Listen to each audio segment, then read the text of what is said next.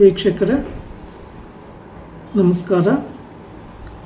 ನಾನು ನಿಮ್ಮ ನಾಗರಾಜ್ ಚೋಳೂರು, ಪ್ರಖ್ಯಾತ ಜ್ಯೋತಿಷಿ, ವಾಸ್ತು ಹಾಗೂ ಸಂಖ್ಯಾಶಾಸ್ತ್ರಜ್ಞರು ಮಾತನಾಡ್ತಾ ಇರ್ತಕ್ಕಂಥದ್ದು. ವೀಕ್ಷಕರೇ, ಇವತ್ತಿನ ಸಂಚಿಕೆಯಲ್ಲಿ ಕನ್ಯಾ ರಾಶಿಯವರ ಜೂನ್ ತಿಂಗಳ ಗೋಚಾರ ಫಲಾಫಲಗಳು ಮತ್ತು ಪರಿಹಾರಗಳ ಬಗ್ಗೆ ತಿಳಿಸ್ಕೊಡ್ತಾ ಇದೆ. ಕನ್ಯಾ ರಾಶಿಯವರಿಗೆ ಗುರುಬಲ ಪ್ರಾರಂಭ ಆಗಿದೆ. ಈ ಸಂದರ್ಭದಲ್ಲಿ ನೀವು ಹೊಸ ವ್ಯಾಪಾರ ವ್ಯವಹಾರಗಳನ್ನು ಮಾಡೋದಕ್ಕೆ, ವಿವಾಹಾದಿ ಶುಭ ಕಾರ್ಯಗಳನ್ನು ಮಾಡೋದಕ್ಕೆ, ಮನೆ ಕಟ್ತಕ್ಕಂಥದ್ದು, ಮನೆ ತೆಗೆದುಕೊತಕ್ಕಂಥದ್ದು, ವಾಹನಾದಿಗಳನ್ನು ತೆಗೆದುಕೊತಕ್ಕಂಥದ್ದು, ಕೋರ್ಟ್ ಕೇಸು, ಪೊಲೀಸ್ ಕೇಸು, ಇನ್ನಿತರೆ ಸಮಸ್ಯೆಗಳನ್ನು ಪರಿಹಾರ ಮಾಡಿಕೊಳ್ಳಿಕ್ಕೆ ಸಮಯ ತುಂಬ ಉತ್ತಮವಾಗಿ ಇರ್ತದೆ. ವಿದೇಶ ಯೋಗ, ದೂರ ಪ್ರಯಾಣ ಹೋಗ್ತಕ್ಕಂಥ ಅವಕಾಶಗಳು, ಪುಣ್ಯಕ್ಷೇತ್ರಗಳ ಸಂದರ್ಶನ ಮಾಡ್ತಕ್ಕಂಥ ಅವಕಾಶಗಳು ಸಹ ನಿಮಗೆ ಒದಗಿ ಬರಲಿದೆ. ಈ ಅವಕಾಶವನ್ನು ಸರಿಯಾದ ರೀತಿಯಲ್ಲಿ ಸದ್ಬಳಕೆ ಮಾಡ್ಕೊಳ್ಳೋದು ಬಹಳ ಉತ್ತಮ. ಈ ಕನ್ಯಾ ರಾಶಿಯವರು ವಿಶೇಷವಾಗಿ ನಿಮ್ಮ ರಾಶಿಗೆ 7ನೇ ಮನೆಯಲ್ಲಿ ಶನಿ ಭಗವಾನರು ಸ್ಥಿತರಾಗಿರೋದ್ರಿಂದ ಯಾವುದೇ ಕೆಲಸ ಕಾರ್ಯಗಳನ್ನು ಮಾಡಲಿಕ್ಕೆ ಮನಸ್ಸು ಸ್ಪಂದಿಸಲ್ಲ. ಆಲಸ್ಯ ಸ್ವಭಾವ ಬರ್ತದೆ, ನಿದ್ದೆ ಬರ್ತದೆ. ಒಂದು ಒಳ್ಳೆಯ ಅವಕಾಶ ಬಂದರೂ ಸಹ ಆ ಅವಕಾಶವನ್ನು ಪಡ್ಕೊಳ್ಳಿಕ್ಕೆ ಮನಸ್ಸು ಒಪ್ಪೋದಿಲ್ಲ. ಹಾಗೆ ಈ ಸಂದರ್ಭಗಳಲ್ಲಿ ಪಾರ್ಟ್ನರ್ಶಿಪ್ ವ್ಯವಹಾರ ಒಳ್ಳೆಯದಿಲ್ಲ.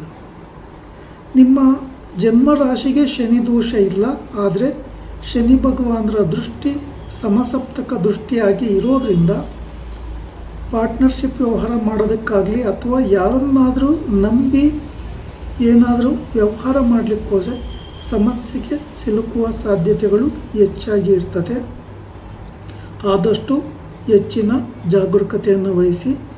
ಗುಪ್ತ ಶತ್ರುಗಳು ಜಾಸ್ತಿ ನಿಮಗೆ, ಅಂದರೆ ನಿಮ್ಮ ಹತ್ರ ವಿಚಾರಗಳನ್ನು ತಿಳ್ಕೊಂಡಾಗ ಅವ್ರಿಗೆ ಪಾಸಿಟಿವಿಟಿ ಆಗುತ್ತೆ. ನಿಮ್ಮ ವ್ಯವಹಾರಗಳಿಗೆ ಬೆನ್ನಿಂದೆ ಚೂರಿ ಆಗ್ತಾರೆ ಅಂತ ಹೇಳ್ತಾರಲ್ಲ, ಆ ಥರ ಸಿಚುಯೇಷನ್ ಕ್ರಿಯೇಟ್ ಆಗೋ ಸಾಧ್ಯತೆಗಳಿರೋದ್ರಿಂದ ಹೆಚ್ಚಿನ ಜಾಗರೂಕತೆಯನ್ನು ವಹಿಸಿ. ಸರ್ಪದೋಷದ ಪ್ರಭಾವ ಅಂತೇಳಿ ಕರಿತೇವೆ ನಾವು.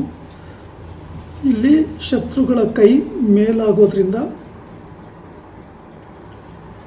ರಾಹುಕಾಲದಲ್ಲಿ ಮಂಗಳವಾರ, ಭಾನುವಾರ, ಶುಕ್ರವಾರಗಳಂದು ರಾಹುಕಾಲದಲ್ಲಿ ದೇವಿ ದೇವಸ್ಥಾನಗಳಲ್ಲಿ ಪೂಜೆ ಮಾಡಿಸೋದು ಬಹಳ ಒಳ್ಳೆಯದು.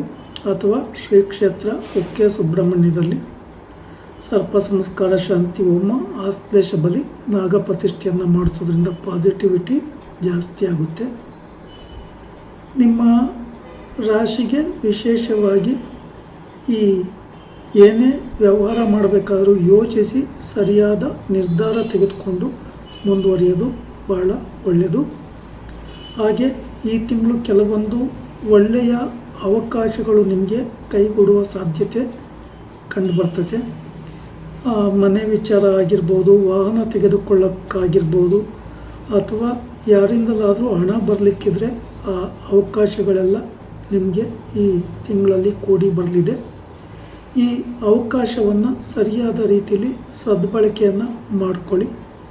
ಸ್ವಲ್ಪ ಮಟ್ಟಿಗೆ ಶನಿ ಭಗವಾನರ ದೃಷ್ಟಿ ಇರೋದ್ರಿಂದ ನಿಮಗೆ ನೆಗ್ಲೆಕ್ಟ್, ಅಂದರೆ ಏನೇ ಕೆಲಸ ಕಾರ್ಯ ಮಾಡಲಿಕ್ಕೆ ಒಂಥರ ಆಲಸ್ಯ ಸ್ವಭಾವ ಕಂಡುಬರೋದ್ರಿಂದ ಶನಿ ಭಗವಾನರಿಗೆ ಸಂಬಂಧಿಸಿದ ಪರಿಹಾರಗಳನ್ನು ಮಾಡ್ಕೊಂಬೋದು ಬಹಳ ಉತ್ತಮ.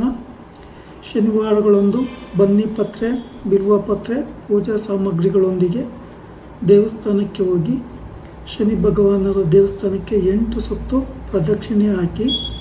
ಈ ಸಂದರ್ಭದಲ್ಲಿ ಓಂ ಶಂ ಶನೇಶ್ವರಾಯ ನಮಃ ಈ ಸ್ತೋತ್ರವನ್ನು ಜಪಿಸಿ 7 ಬತ್ತಿಯ ದೀಪವನ್ನು ಹಚ್ಚಿ, ಅನಂತರ ದೇವಸ್ಥಾನಕ್ಕೆ ನೀವೇನು ಪೂಜೆ ಸಾಮಗ್ರಿಗಳು ತೆಗೆದುಕೊಂಡು ಹೋಗಿರ್ತೀರೋ ಅದನ್ನು ಕೊಟ್ಟು ಪೂಜೆ ಮಾಡಿಸಿ. ಅಲ್ಲೇ ನವಗ್ರಹಗಳ ಸಾನ್ನಿಧ್ಯ ಇದ್ದರೆ 9 ಸುತ್ತು ಪ್ರದಕ್ಷಿಣೆ ಹಾಕೋದು ಒಳ್ಳೆಯದು. ಈ ಸಂದರ್ಭದಲ್ಲಿ ಓಂ ನಮಃ ಸೂರ್ಯಾಯ ಸೋಮಾಯ ಮಂಗಳಾಯ ಬುಧಾಯ ಚ ಗುರು ಶುಕ್ರ ಶನಿಭ್ಯಶ್ಚ ರಾಹುವೇ ಕೇತುವೆ ನಮಃ ಈ ಸ್ತೋತ್ರವನ್ನು ಜಪಿಸೋದು ಒಳ್ಳೆಯದು. ಹಾಗೆ ದೇವಸ್ಥಾನದಿಂದ ಹಿಂದೆ ಬರಬೇಕಾದಂಥ ಒಂದು ಸಂದರ್ಭದಲ್ಲಿ ದೇವರಿಗೆ ಬೆನ್ನು ತೋರಿಸ್ಬೇಡಿ. ಮತ್ತು ದೇವಸ್ಥಾನದಲ್ಲಿ ಅಡ್ಡಿಬೀಳೋ ಆಗಿಲ್ಲ, ನಿಂತ್ಕೊಂಡೇ ಪೂಜೆ ಮಾಡಿಸೋದು ಬಹಳ ಒಳ್ಳೆಯದು. ಹಾಗೆ ಆರೋಗ್ಯಕ್ಕೆ ಸಂಬಂಧಿಸಿದ ವಿಚಾರಗಳಲ್ಲಿಯೂ ಸಹ ಹೆಚ್ಚಿನ ಜಾಗರೂಕತೆಯನ್ನು ವಹಿಸಿ. ಆರೋಗ್ಯದಲ್ಲಿ ಏರುಪೇರು ಕಂಡುಬಂದರೆ ಬೇಗ ಗುಣಮುಖ ಆಗೋದಿಲ್ಲ.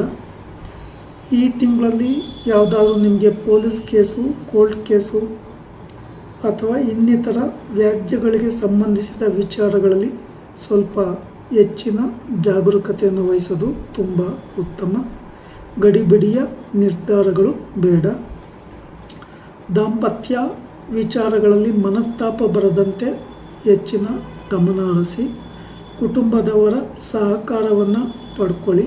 ಕುಟುಂಬದಲ್ಲಿ ಮನಸ್ತಾಪ ಬರೆದಿರೋರಿಗೆ ಗಮನ ಹರಿಸೋದು ಬಹಳ ಉತ್ತಮ. ವಿಶೇಷವಾಗಿ ಹನುಮಾನ್ ಚಾಲೀಸ್ ಪಾರಾಯಣ ಮಾಡಿ ದಿನನಿತ್ಯ 8 ಸಲ ಅಥವಾ ವಿಷ್ಣುವಿನ ಮಂದಿರಗಳಲ್ಲಿ ಪೂಜೆ ಕೊಡೋದ್ರಿಂದಲೂ ಶುಭ ಫಲಗಳು ನಿಮಗೆ ಸಿಗ್ತವೆ. ವೀಕ್ಷಕರೇ, ಈ ವಿಡಿಯೋ ಇಷ್ಟ ಆಯಿತು ಅಂದರೆ ಲೈಕ್ ಮಾಡಿ, ಶೇರ್ ಮಾಡಿ, ಫಾಲೋ ಮಾಡಿ, ಆ ಲೈಕನ್ನು ಒತ್ತಿ, ಬೆಲ್ ಐಕನ್ ಒತ್ತಿ. ನಮಸ್ಕಾರ.